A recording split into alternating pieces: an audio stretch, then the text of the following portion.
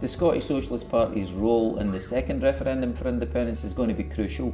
We are going to be making the case for independence, not using it as some tactic on Brexit or anything else. We're going to persuade or help persuade a majority of Scotland's working class people that they'll be better off with independence.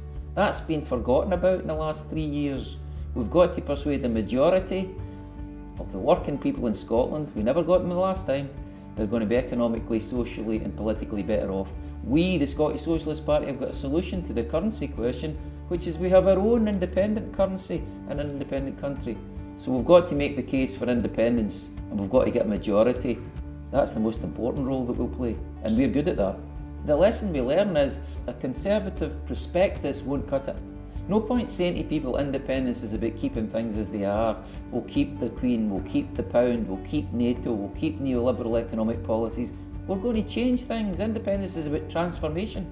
And working people across Scotland are desperate for change. They want lifted out of poverty wages. They want an end to 0 hour contracts. They want in Edinburgh and Glasgow, Aberdeen, Dundee and elsewhere the prospect of a house, affordable house to live in. They want a better opportunity for their kids at school. They want a better social care for their elderly parents.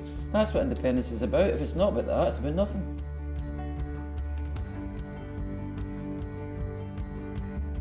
What we have to say about North Sea oil prices is really important.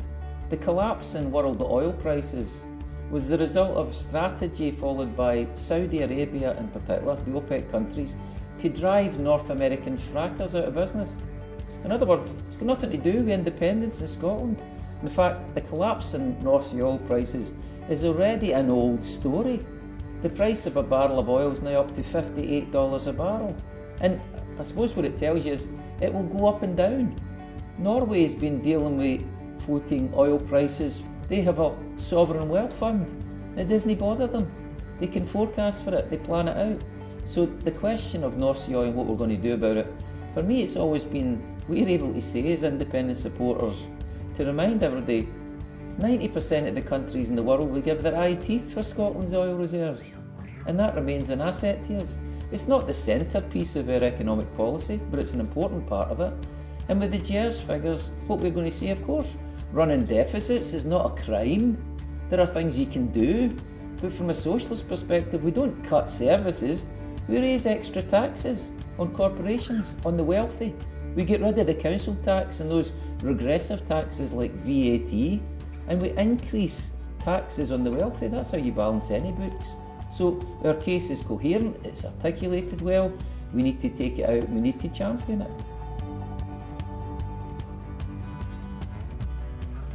Well, the polls are really interesting. I might be a political anorak who studies them more than everybody else, right? We're at 46, 47%. And of course, on the face of it, that looks like no change since 2014, but they have changed considerably. On the one hand, 12 or 13% of previous yes voters have gone to no, worried about the currency, worried about North Sea oil, worried about GERS figures, worried about the economic realities. And 13% or so have moved from no to yes, because they believe it's the best way for Scotland to remain inside the EU. So what these shows, there's more volatility than you think. But our job has got to be to persuade the overwhelming majority of people in Scotland, the working class people, worried about their standard of living. 470,000 people earning around about the national living wage, desperately trying to balance their own books on a monthly basis, paying their mortgage or their rent, paying their credit card bills, paying their council tax, feeding their kids, etc. So the question that we've got to focus on is we've got to take them with us and persuade those young and old. I get a bit frustrated that we somehow just leave old people who no voters, worried about their pensions. We've got to say to elderly Scots, independence for them will mean better elderly care, better pension provision, better social services, better prospects both for them, their children and their grandchildren. That's a persuasive case. It is an error to say that the case for independence, the second referendum, is all about getting Scotland back inside the EU. I think my attitude would be that the way to deal with this, let's achieve independence and then have a referendum for the people of Scotland to decide whether they want to be in the EU or not. That's democratic, that's logical, it's rational. I happen to believe that people of Scotland wouldn't vote to join the EU, but that's another matter altogether. What it's not clever to do is to suggest that the second referendum is all about whether you voted Remain or Leave, whether you wanted the 62% or 38%.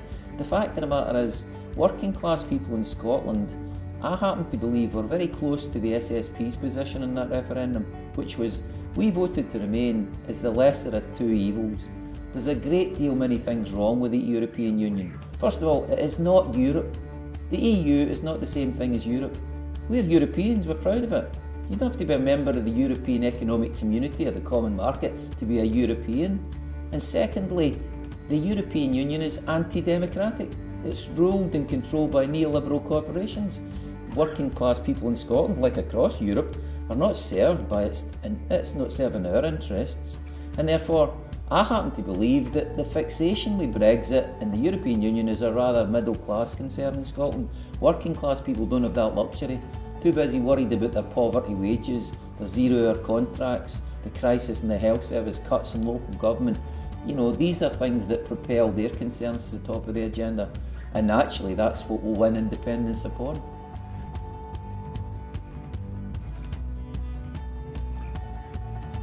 Well, Theresa May's announcement of a snap general election, she stands outside Downing Street and gives her greatest impersonation of Oscar Wilde. Oscar Wilde famously said, "I can resist anything except temptation." And she resisted the temptation to go for a general election, a snap general election, for 4 or 5 months since she became the Tory leader. But now she couldn't resist it because Labour are 20 or 25% behind in the polls. That's what this is all about. The country doesn't need a general election, doesn't want a general election. She's had to leap over the Fixed Term Parliament Act, and it's all about the Tories increasing their majority from around 10 or a dozen to possibly 100. That's what this is all about. And it certainly improves our negotiating position with the Scottish Government over IndyRef2.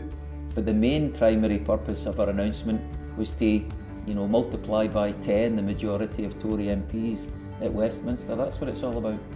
What she does with Scotland is she drops the mother of all democratic deficits in Scotland. The primary democratic deficit people, working class people in Edinburgh, Glasgow, Motherwell, Paisley, across Scotland are concerned about is, how do we always end up with a government we didn't elect? How do we get an alien force running our country from Westminster? We don't elect the Tories, we never elect the Tories. We're not going to elect the Tories on the 8th of June either. But we have this democratic deficit. We never get the government that we want. And of course the message of the Scottish Socialist Party is, unfortunately, this is a byproduct of the system that we have in this country. We never get the government we want, we elect, and it's a consequence of the union. Unless we have independence, that's the only way we break from this. So Theresa May, the democratic deficit that we're most concerned about is that there's another Tory government elected in Scotland that we didn't want. And therefore for us, this is the independence election. This is about saying, with independence, this never happens again. No more Theresa Mays, no more David Cameron, no more Thatcher, no more John Major. We get the governments that we want. It's a basic democratic demand.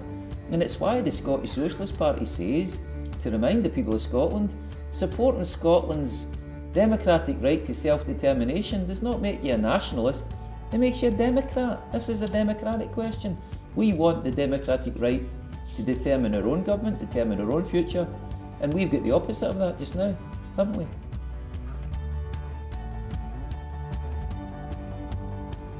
Well, my abiding memory of the 2014 referendum campaign was losing.